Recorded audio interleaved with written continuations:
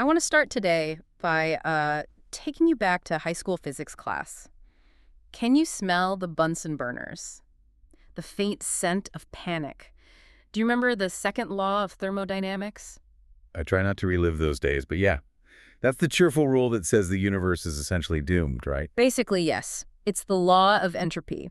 It states that in any closed system, everything gradually moves toward disorder and chaos. Mm-hmm. You leave a bicycle out in the rain, it rusts. You leave a garden alone, weeds take over. Order naturally decays into disorder. It's a fundamental law of the physical universe. It's the universal tendency for things to fall apart if energy isn't constantly pumped back into the system. It's just inevitable. Exactly. But here's the twist, and this is why we are here today. We aren't talking about thermodynamics. We're doing a deep dive into a book called Overcoming Entropy by Reuben Juma Onunga. And the interesting thing is, Onunga is an engineer. Right, and that background is so crucial here. He's taking this cold, hard engineering principle and applying it to the messy, soft stuff. Yeah. Our careers, our relationships, our mental health. And that perspective is exactly what makes this so interesting. I mean, usually when we talk about burnout or failing relationships, we look at it through the lens of psychology. Yeah, emotion. We talk about feelings or motivation. Onunga doesn't do that. He looks at a human life as a system. And he argues that the reason high-performing teams suddenly miss deadlines or why great marriages fray isn't usually because of some dramatic... Right, some big bang that kills success. No, it's a slow, quiet leak. It's entropy. And the mission of this deep dive is to explore Onunga's thesis that thriving isn't about the climb to success. We're all obsessed with the climb. The launch, the big win, the wedding day. Yes. But Onunga says thriving is actually about the maintenance. It's about how to stop relying on willpower and start building systems that resist that natural decay. Which is a huge shift in mindset. I think we all feel this, right? You get the promotion or you get into shape and you think, okay, I made it.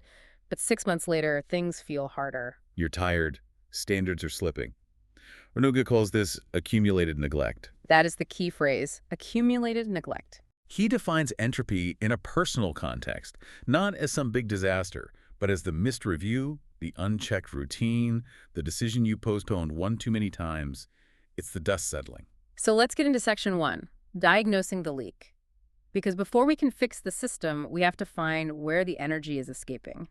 He has this chapter, Diagnose the Leak, and the metaphor is just terrifyingly accurate. Oh, it is. Decline begins as these invisible leakages. It's the idea that by the time a failure becomes obvious, by the time the project collapses or the burnout hits, the entropy has actually been working for a long, long time. It starts with minor delays, a standard that's lowered just a tiny bit. Maybe you skip the weekly team meeting because everyone is too busy. That's a leak. And what I liked is that he doesn't just say pay attention. He says we need to run specific audits to catch these leaks. It's very engineering focused. You don't guess, you measure. Let's run through them. I think they're immediately useful. The first one is the energy audit. Right. And this isn't just asking, am I tired? We all know we're tired. Yeah, that's a given. It's asking, where does my energy reliably rise and where does it consistently drain? You have to identify the specific interactions or tasks that are punching holes in your energy tank. It's like looking for a thermal leak in a house. You're looking for the draft. Exactly. If you have a meeting every Tuesday that leaves you needing a nap, that is a massive system leak. You need to identify it to patch it. Maybe the meeting's too long, maybe the people are toxic, maybe it's pointless. But you can't fix it if you just accept I'm tired as a default state. Then there's the time audit. This one hit close to home for me. It's comparing how your hours are actually spent versus how you planned them. Which is usually a very sobering comparison, isn't it? We all have this fantasy calendar in our heads where we're productive for 8 hours straight. And the audit reveals the drift, the 45 minutes lost to scrolling, the 20 minutes lost looking for a file. That's entropy eating your time. It is painful to look at, but necessary. Then he mentions the relationship audit. This sounded a little harsh at first. I thought so too, but it makes so much sense. It's critical, it asks. Which connections strengthen your discipline, and which ones weaken it? I mean, entropy thrives in environments where standards are low. So if you're surrounded by people who are constantly letting things slide, complaining, embracing chaos, that's a leak in your own system. Exactly. You can't maintain a high-order system in a low-order environment without spending a fortune in energy. It's not about cutting people off necessarily, but about understanding the cost. Right, it's awareness. And finally, the standards audit. Where have shortcuts become routine? That's the most dangerous one. When a shortcut becomes just how we do things now, you're in trouble. And the key insight here is that watchfulness is not anxiety, it is responsibility. We think checking up on things, the budget, the metrics, is paranoid. But he argues it's the only way to stop the drift. So we run the audit, we find the leaks. Now, how do we patch them? This leads us to the next big idea, building armor and architecture. And I want to start with this concept of margins. Margins is armor. This is chapter 2. See, I think most of us view margins like white space on a calendar or money in a savings account as wasted potential. Totally. If I'm not doing something with that time, I'm being unproductive. If I'm not investing that cash, it's lazy money. And Onunga just flips that completely. He argues that margins are strategic reserves. Think about a bridge. You don't build it to hold exactly the weight of the cars on it. No, you build it to hold way more. That extra capacity is the margin. Right. If you built it to the exact limit, one heavy truck collapses the whole thing. And in life, if you schedule every single hour, if you spend every dollar, you are living an efficient life, but you are fragile.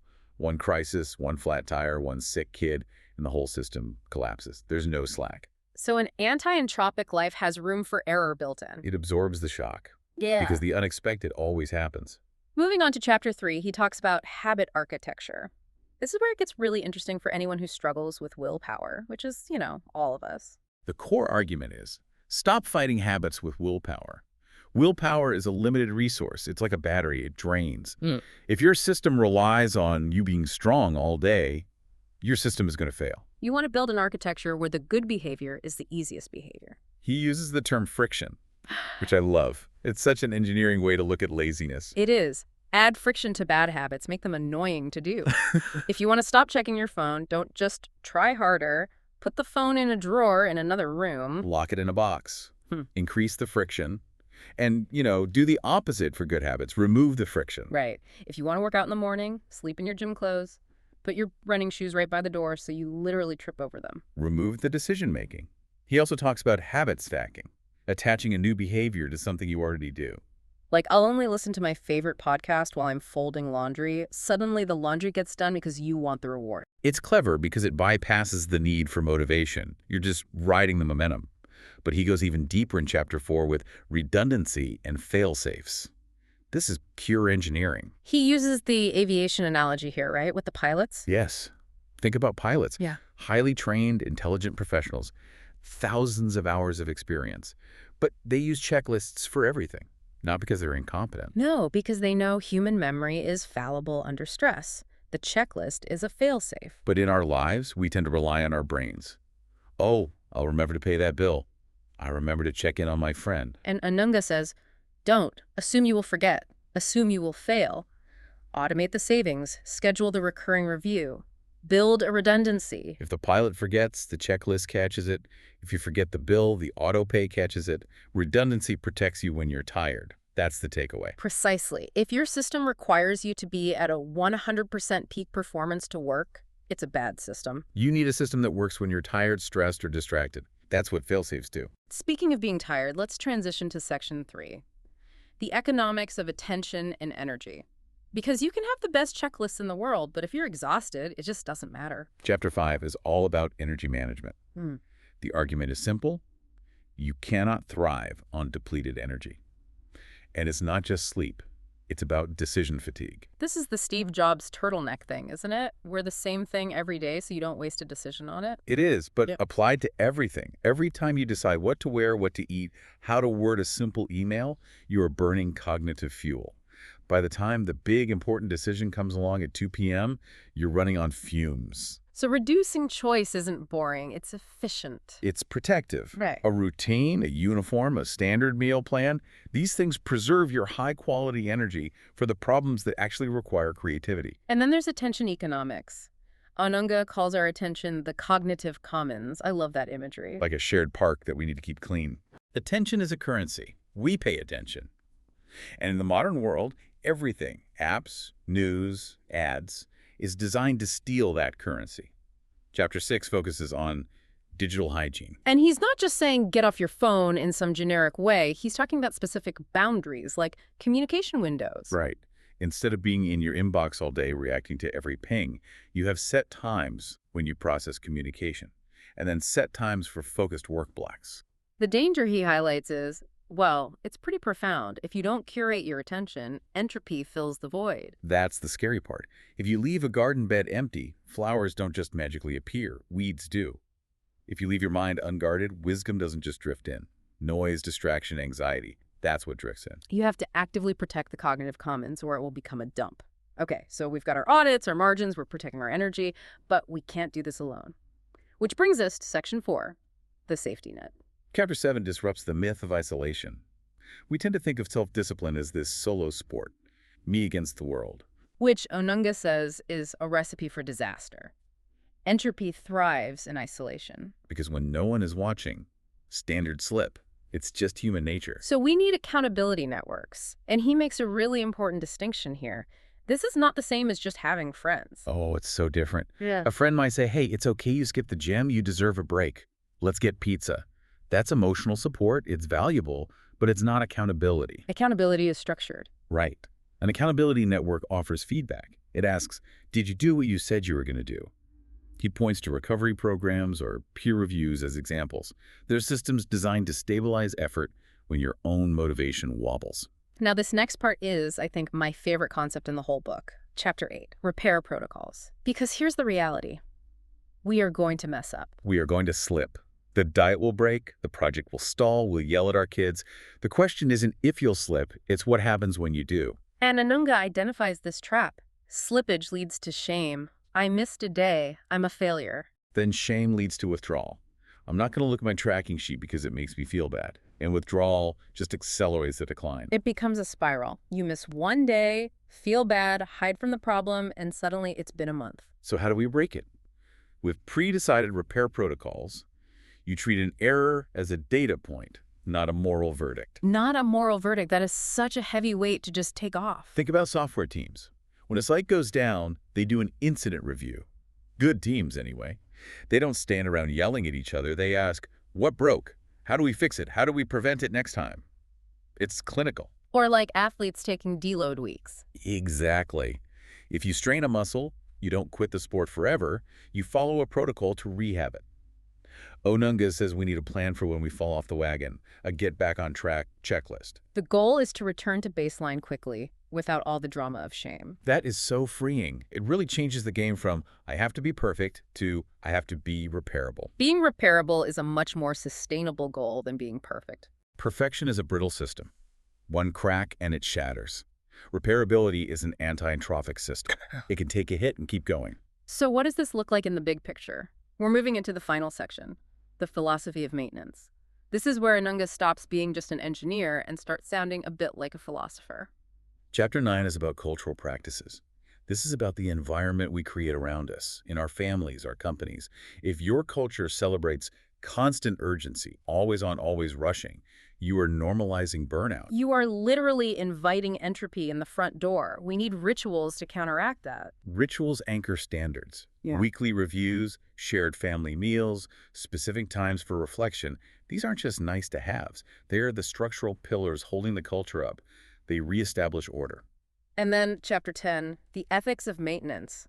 This felt like the soul of the book to me. It really is. Onunga reframes the entire concept of maintenance. We usually think of maintenance as chores. Taking out the trash, filing the report, doing the dishes, the boring stuff. The stuff we have to do so we can get back to the real work. But he says maintenance is the real work. He calls it stewardship. It's the shift from valuing the spectacle, the big launch, the standing ovation, to valuing continuity, the tending. It's the difference between a wedding and a marriage. That is a perfect analogy. The wedding is the spectacle. Yeah. High energy, everyone's watching. But the marriage is the maintenance. The thousands of small interactions, the apologies, the compromises. The daily routines. And Onunga argues this maintenance is moral work. It protects the future. How so? When you maintain a bridge, you're protecting the people who will drive on it 10 years from now. When you maintain your health, you are protecting your future self and your family from the burden of your illness. When you maintain a relationship, you're protecting the emotional safety of the people you love. It stops being about drudgery and starts being about care. Precisely. It's an act of care. It is the ultimate act of love against the chaos of the universe. When you clean the kitchen or balance the books, you're pushing back against entropy. You're creating a pocket of order where life can flourish. That gives me goosebumps a little bit. It makes doing the dishes feel significantly more epic. That's the goal. If we can see nobility in maintenance, we'll be much more likely to do it. So let's zoom out. We started with the idea that entropy, the quiet leak, is the real enemy of success. We diagnosed those leaks using audits. We realized we can't just feel our way through this. We have to measure it. We talked about building armor through margins, giving ourselves space to fail, and habit architecture, designing our lives so we don't have to rely on willpower. We discussed protecting our cognitive commons, our attention, and building safety nets through accountability networks that actually tell us the truth. And finally, we reframed the whole thing. We moved from fearing failure to having repair protocols, and from hating chores to embracing stewardship. And if there's one thing to take away, it's Onunga's core message. Thriving isn't about being intense. We love intensity, the montage sequence in the movie where the hero works all night. But thriving is about being consistent. It's the art of faithful resistance. It's showing up, tending to the system, and making the small adjustments day after day. That is how you overcome entropy. So here's the thought we want to leave you with today. Think about that concept of stewardship. If you looked at your life right now, your career, your relationships, your health, where are you relying on heroics to keep things going? Where are you just pedaling really hard, sweating, trying to keep the lights on? And where do you need to stop pedaling and start building a system instead? Because heroics eventually burn out. Systems endure. That's a powerful place to leave it. Thanks for diving deep with us today. It was a pleasure. We'll see you on the next deep dive. Take care of your systems.